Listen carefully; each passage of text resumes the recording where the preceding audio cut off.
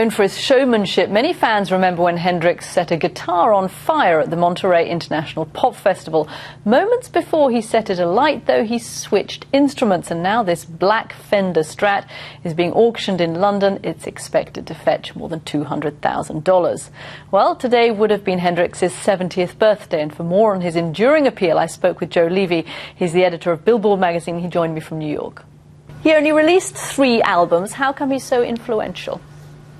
Well, he did release 3 albums, but those 3 albums completely reimagined what the electric guitar could do. And people are still exploring what he laid out in those 3 records. That said, it also doesn't hurt that he was flamboyant as he was tremendously gifted, and he died tragically young.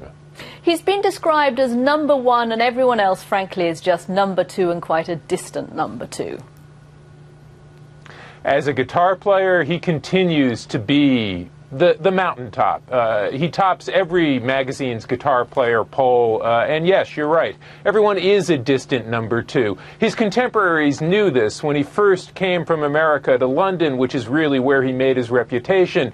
Eric Clapton, Pete Townsend saw him play. In fact, he first was exposed by getting up on stage with Clapton, and people were aghast at his incredible ability and the volume with which he played. Okay, so the volume. What was it that he did with his electric guitar that was so new? And I'm talking about the music. Let's get on to the theatrics in a second, but the music. Well, leaving aside the theatrics for just a moment, what he did was explore feedback in a way that no one had. So he pushed the guitar past limits that people understood it to have. His sound was one of what he played and also the incredible screeching noises he could conjure and control. He really recreated the instrument and it showed what its possibilities were at that moment. Okay, you can't really talk about Jimi Hendrix without talking about his kind of physicalness. He was sort of scruffy, really. He wore that old military jacket. He was sort of dusty, and yet he'd get onto the stage and was an amazing performer. Really, white audiences, they'd seen nothing like this before. A lot of what Hendrix did was standard on the Chitlin circuit, moving in a certain way, playing his guitar behind his head, using his teeth to play the guitar.